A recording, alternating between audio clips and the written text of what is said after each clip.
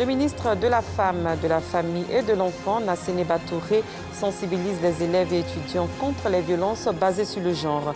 Les étrangers fuyant la guerre en Ukraine se plaignent de maltraitance à la frontière avec la Pologne. Bonsoir, merci de suivre le 19h. Le ministre de la Femme, de la Famille et de l'Enfant, Nassene Batouré, attire l'attention des étudiants et élèves sur le danger que représentent les violences basées sur le genre. Elle a initié une série de panels dans différents établissements scolaires et universitaires. Première étape, l'université Félix Houphouët-Boigny à Cocody. Abdoul Guira, Alassane Paraguendrabou. Ils sont tous réunis cet après-midi pour s'informer sur les violences basées sur le genre. À l'unanimité, ces étudiants entendent contribuer à la lutte contre les violences basées sur le genre en milieu scolaire et universitaire. La gente féminine, elle est un peu vulnérable et il faut la protéger, la valoriser pour qu'elle se sente aussi dans la société. Voilà. Aujourd'hui, au sortir de cette cérémonie, on pourrait dire non, il y a plusieurs types de violences, que ce soit psychologique, que ce soit physique, que ce soit sur un autre aspect. Donc je pense qu'après cette cérémonie, il serait intéressant pour nous de donner tous ces détails à nos jeunes frères et jeunes sœurs étudiantes. À l'initiative de ce panel, le ministère de la Femme, de la Famille et de l'Enfant. Thème choisi, zéro violence basée sur le genre et cohésion sociale. J'ai voulu parler aujourd'hui des violences économiques, psychologiques qui ne sont pas visibles. Ces violences-là qui ne laissent pas de traces observables, mais qui font des dégâts. Et on a essayé de voir que des personnes qui sont victimes de VBG sont des personnes qui vont avoir des traumatismes, qui vont avoir de la dépression, c'est des personnes qui vont manquer de confiance. Cette activité permet de faire un suivi progressif et une évaluation du processus d'amélioration de la condition de la femme et de sa pleine participation à la vie de notre pays et de l'humanité. Cette rencontre sur les violences basées sur le genre, tenue à l'université Félix Houphouët-Boigny de Cocody, est la première d'une série de 4 panels initiés par le ministère de la Femme, de la Famille et de l'Enfant. Les prochains panels vont se dérouler dans d'autres établissements scolaires. Ils s'inscrivent dans le cadre de la 45e édition de la Journée internationale de la femme. La Fondation Anzoumana Konaté assiste les victimes de l'effondrement de l'immeuble R+7 dans la commune de Treichville. Elle leur a fait de nombreux dons. Le responsable de cette organisation s'est également rendu dans les domiciles où ces sinistrés ont été accueillis en vue de leur apporter du réconfort. Assitan Diara, Anissette Konan-Blessing. Ces habitants de l'avenue 3 ont vu leur domicile s'écrouler lors de l'effondrement de l'immeuble R+7 dans la commune de Treichville dans la nuit du samedi 26 au dimanche 27 février dernier. Depuis lors, ils sont sans abri et vivent dans des conditions difficiles. On demande pardon au gouvernement, aidez-nous. C'est derrière nous dormons. Marquez-nous, rentrons. Les jeunes passent par derrière aussi pour dire non. Les circonstances de ce drame, il y avait une construction d'un bâtiment de niveau R+5. Normalement, après les indications, ça devait être un R+4 plus un penthouse en haut. Malheureusement, ceux qui construisaient, le maître d'œuvre, s'apprêtait à faire un immeuble R+7. Face à cette situation, la Fondation Anzoumana Konaté leur fait un don en vivres et non-vivres, composé, entre autres, de sacs de riz et d'huile. Treichville, c'est une famille. Même si c'est une commune, mais c'est une famille. Quand il y a un membre de la famille qui souffre, il faut quand même avoir les autres pour venir le soutenir. Donc nous sommes là dans ces cadres-là. Nous demandons à tous ceux qui ont les moyens, même en dehors de la commune de Treichville, de venir soutenir les victimes de ce drame. Les sinistrés très émus n'ont pas manqué d'exprimer leur joie. Dans la cour, on était tous endormis. À minuit, 1h moins, on s'est réveillé en sursaut. On s'est fait réveiller par le bruit de l'effondrement. Et on ne voyait plus rien à cause de la poussière. Plus rien. Bon, comme on connaît un peu la cour, on a commencé à courir comme ça. Aboubakar Konaté, président de la Fondation, s'est également rendu dans les maisons où certaines victimes ont été accueillies pour leur apporter son soutien. Les habitants de l'avenue 3 n'oublieront jamais ce drame à l'issue duquel leurs proches et progénitures ont perdu la vie. Tous mes enfants sont restés dedans. Tous nos magasins sont partis dedans. Dieu merci. Comment on a vu, alhamdulillah. Je remercie Dieu. Les victimes de ce drame doivent se rendre à la mairie de Treichville, munis de leurs pièces d'identité pour être assistés. Notons que cette tragédie a fait 7 morts, 14 blessés et laisse 109 personnes sans domicile. La jeune chambre internationale Abidjan Prestige opte pour la paix. Elle a invité la jeunesse à cultiver cette valeur. On en reparle avec Anissette Konon-Blessing. Parlons-nous. C'est le thème retenu pour cette 3e édition du Prestige Peace de la jeune chambre internationale Abidjan Prestige. Ils étaient plus de 200 jeunes étudiants venus partager ce moment d'échange à travers les différents panels et conférences. La jeune chambre internationale Abidjan Prestige ambitionne donc pour cette 3e édition mettre en lumière la place de la jeunesse dans la recherche de la paix en Côte d'Ivoire. En respectant les valeurs intrinsèques de nos us et coutumes, c'est en cela que la jeunesse pourra participer intensément à la recherche de la paix.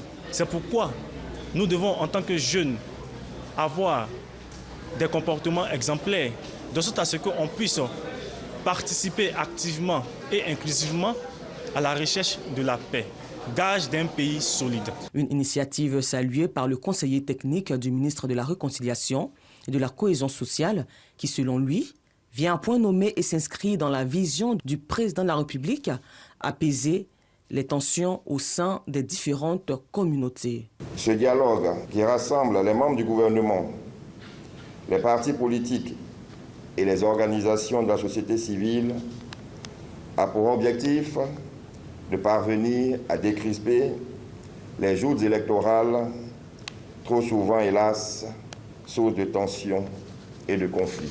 Les guides religieux ne restent pas en marge de cette activité. Ils viennent également partager leur expérience et apporter les conseils aux plus jeunes. Le message, c'est un message de paix, d'amour à cultiver entre tous les Ivoiriens et tous ceux qui vivent en Côte d'Ivoire. C'est ce qui va garantir en tout cas le socle de la paix à laquelle nous sommes attelés depuis plusieurs années.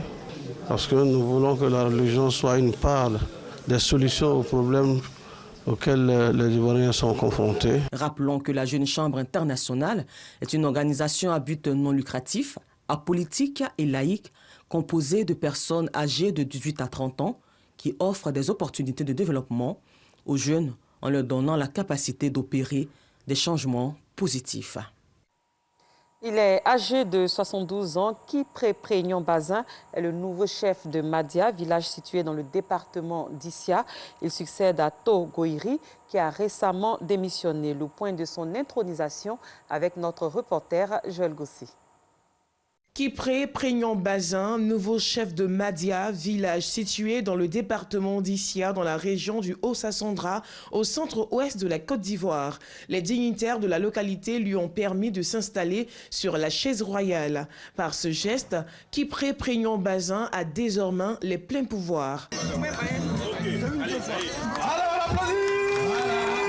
Après cette intronisation, le secrétaire général de préfecture, Adaman Diomandé, représentant le préfet, a remis au nouveau chef du village de Madia sa lettre de nomination signée du préfet de région. Il n'a pas manqué de rappeler que l'administration ne fait qu'entériner une désignation populaire.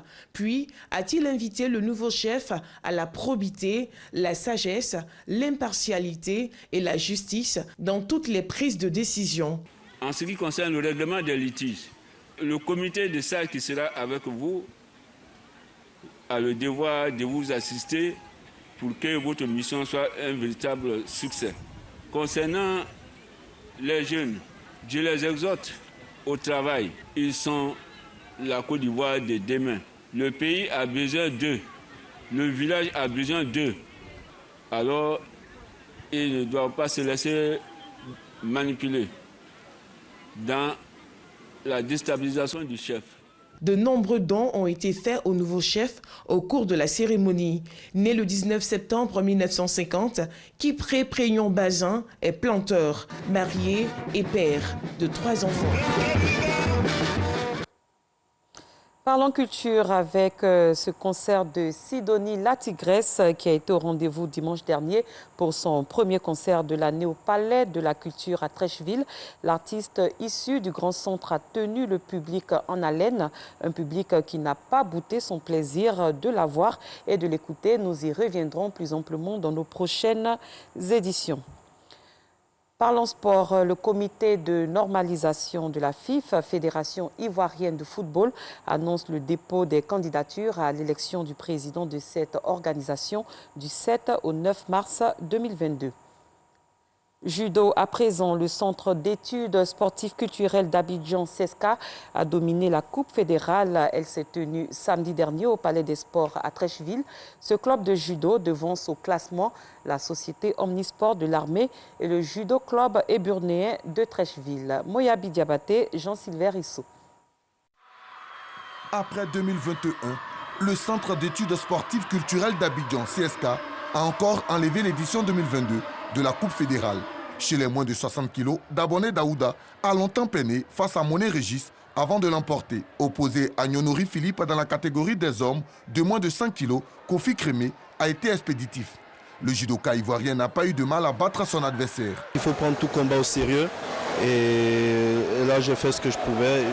J'ai préféré être plus prudent et là, on se prépare pour d'autres compétitions, c'est le plus important. En finale garçon, de plus de 5 kg, Nda Kwadjo s'est montré intraitable face à Étienne Marie. Après 3 minutes de combat, Kwadjo réussit à s'imposer. Chez les seniors dames de moins de 57 kg, Fofana Salimata a signé une victoire au forceps face à Bado Aminata. Comme en 2021, le CSK termine en tête avec 39 métaux, dont 21 médailles en or, 12 en argent et 6 en bronze. Ces compétitions sont surtout faites dans l'optique de nous permettre de détecter des jeunes talents pour préparer déjà la sélection des cadets, des juniors et ensuite les amener en senior. Sinon, l'objectif de la fédération pour cette saison, c'est de qualifier au moins un athlète pour les Jeux Olympiques. Le judo club de la SOA et le judo club éburnéen de Trècheville, respectivement 2e et 3e, se sont bien illustrés au cours de cette coupe fédérale qui a réuni plus de 300 tireurs issus de 8 clubs affiliés à la fédération. En Ukraine, des citoyens étrangers tentent de fuir la guerre, mais dénoncent des discriminations à la frontière polonaise. Certains disent avoir été battus et menacés. Afficiata Karamoko Dosso. Les citoyens étrangers cherchent désespérément à quitter l'Ukraine, mais se plaignent de subir des discriminations à la frontière. Moi, je peux l'affirmer. Les militaires qui sont là et d'autres agents de sécurité, ils vous le disent, vous allez rester ici, vous fuyez la guerre, restez ici, vous allez combattre avec nous. Vous ne partez pas et surtout vous les Noirs, ce sont des histoires qui se disent que pas même que non, on peut les cacher. Dans cette ville frontalière, les étrangers attendent depuis plusieurs jours de pouvoir passer en Pologne. Nous avons tous des papiers. Si vous regardez là-bas, tous les Ukrainiens traversent. Ils passent un par un. Depuis 3 nuits, il n'y a que ce groupe qui ne bouge pas. Parce que nous sommes étrangers, nous sommes traités comme des merdes, des chiens. Ici, la température peut passer sous la barre des moins 10 degrés pendant la nuit. Cet étudiant marocain a été piétiné par la foule lors de son passage en Pologne. Certains disent avoir été menacés et frappés. Selon le service des gardes-frontières ukrainiens, il n'y a pas eu de difficultés. 1 million de personnes ont déjà fui l'Ukraine depuis le début de l'invasion russe. Et toujours concernant la guerre en Ukraine, le Conseil de sécurité de l'ONU se réunit en urgence ce vendredi afin d'étudier les conséquences des bombardements russes dans la nuit sur la plus grande centrale nucléaire ukrainienne.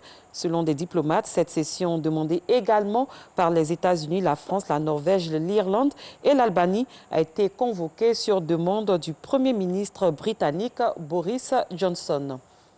Et plus loin, une énorme explosion dans une maison abritant un atelier clandestin de pétards a fait au moins 11 morts dans l'est de l'Inde.